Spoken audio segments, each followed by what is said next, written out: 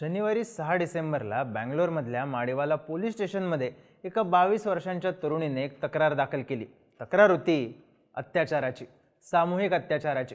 पोलिसांनी तिचं सगळं म्हणणं ऐकून घेतलं आणि सामूहिक अत्याचाराचा गुन्हा दाखल करून तपासाला सुरुवात केली। या तरुणीने सांगितलेलं की एका कॅब ड्रायव्हरने त्याच्या मित्रांसोबत मिळून तिच्यावर गाडीत अत्याचार केलाय। त्या दृष्टीनेच तपास सुरू झाला। सीसीटीव्ही फुटेज चेक करण्यात आले, लाईव्ह लोकेशन ट्रॅक करण्यात आले, मोबाईलमधले चॅट्स तपासले गेले। तरुणीने दिलेल्या माहितीवरून कॅब ड्रायव्हरला अटक सुद्धा झाली। पण या केसमध्ये एक धक्कादायक ट्विस्ट आला। या तरुणीवर अत्याचार झालाच नव्हता। तिने पोलिसांकडे खोटी केस दाखल केली होती। तरुणीने खोटी केस दाखल करण्याचं कारण होतं तिच्या बॉयफ्रेंडने बघितलेले लव्ह बाईट, तरुणीच्या मानेवरचे लव्ह बाईट। बॉयफ्रेंड, तरुणीच्या मानेवरचे लव्ह बाईट, कॅब ड्रायव्हर आणि खोटी सामूहिक अत्याचाराची केस। बँगलोरचे प्रकरण नक्की आहे काय? लव्ह बाईटमुळे खोटी तक्रार देण्याइतपत बँगलोरमध्ये काय घडलेलं, सगळी स्टोरी सांगणारा हा व्हिडिओ। नमस्कार, मी चिन्मय आणि तुम्ही पाहताय बोलभिडू। बँगलोर सारख्या शहरात 22 वर्षांची कॉलेजमध्ये शिकणारी तरुणी आणि तिच्यावर सामूहिक अत्याचार झाल्याची तक्रार मिळाल्यावर पोलीसही ॲक्शन मोडवर आले। त्यांनी गुन्हा दाखल करून तपास सुरू केला। या तरुणीने गुन्ह्याची तक्रार माडेवाला पोलीस स्टेशनमध्ये दाखल केली होती। पण नंतर तपासात हा प्रकार दुसऱ्या पोलीस स्टेशनच्या हद्दीत घडल्याचं समोर आल्यावर हा गुन्हा बनसवाडी पोलीस स्टेशनमध्ये वर्ग करण्यात आला। मग तक्रारीनुसार पोलिसांनी लगेच ईस्ट बँगलोरमधून आरोपी कॅब ड्रायव्हरला ताब्यात घेतलं। त्याची चौकशी सुरू झाली, पण तो त्याच्या जबाबामध्ये आपण निर्दोष असल्याचं सांगत होता।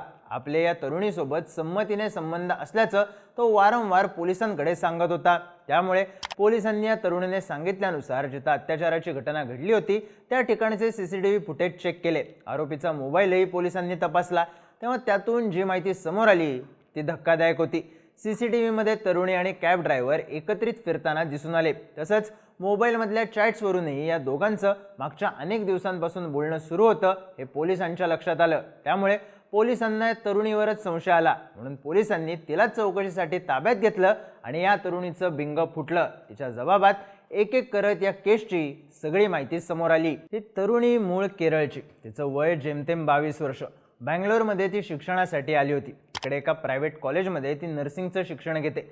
आता ही तरुणी जरी बँगलोरमध्ये राहत असली तरी तिचा बॉयफ्रेंड मात्र केरळच्या एर्नाकुलमला राहायचा। दोघंही लॉंग डिस्टन्स रिलेशनशिपमध्ये होते। वेळ मिळेल तसं जाऊन येऊन ते एकमेकांना भेटायचे। अशातच काही कामानिमित्त तरुणीला एर्नाकुलमला जायचं होतं, म्हणून तिने 3 डिसेंबरला पहाटेच बँगलोरवरून एर्नाकुलमला जायचं ट्रेनचं तिकीट बुक केलं। तिची ट्रेन बुधवारी पहाटे 5:30ची होती, पण ती 2 डिसेंबरच्या रात्रीच तिच्या घरातून एर्नाकुलमला जायचंय म्हणून बाहेर पडली। कॅब बुक करून ती बँगलोरच्या सर एम विश्वेश्वरय्या टर्मिनलमध्ये पोहोचली। पण ती स्टेशनवर जाऊन ट्रेनची वाट बघत बसण्याऐवजी ज्या कॅब ड्रायव्हर सोबत स्टेशनवर आली त्याच्यासोबतच स्टेशनच्या परिसरात फिरत राहिली। मग या दोघांनी ती रात्र एकमेकांसोबत कॅबमध्येच काढली। या तरुणीचा एर्नाकुलममध्ये बॉयफ्रेंड असला तरी तिचे कॅब ड्रायव्हर सोबतही संबंध होते। सीसीटीव्हीमध्ये दिसलं की 2 डिसेंबरच्या रात्री ती अनेकदा कॅबमधून ड्रायव्हर सोबतच बाहेर आली आणि पुन्हा कॅबमध्ये जाऊन बसली। कॅब ड्रायव्हर सोबत एकत्र रात्र घालवल्यानंतर दुसऱ्या दिवशी पहाटे ती लवकर उठली। त्या ड्रायव्हर सोबतच प्लॅटफॉर्मवर आली आणि सकाळी 5:30 वाजता एर्नाकुलमला जाण्यासाठी ट्रेनमध्ये बसली। ट्रेनमध्ये बसल्यावर तिने आपल्या केरळमधल्या बॉयफ्रेंडला फोन करून आपण एर्नाकुलमला येत असल्याबद्दल कळवलं। मला घ्यायला स्टेशनवर ये असंही त्याला सांगितलं।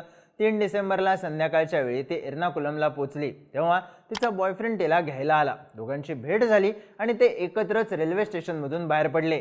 पण याच वेळी तिच्या बॉयफ्रेंडला तिच्या मानेवर लव्ह बाईट दिसले।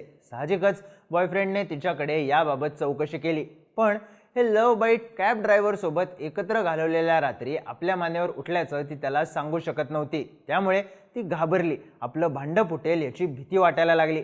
त्यामुळे बॉयफ्रेंडला काय सांगायचं म्हणून तिने रचली स्टोरी, सामूहिक अत्याचाराची खोटी स्टोरी। रात्री येताना बँगलोरच्या सर एम विश्वेश्वरय्या टर्मिनलजवळ एका कॅब ड्रायव्हरने आणि त्याच्या मित्रांनी मिळून माझ्यावर अत्याचार केला। माझ्या मानेवर जे ओरखडे आहेत ते त्याचेच आहेत असं तिने बॉयफ्रेंडला सांगितलं।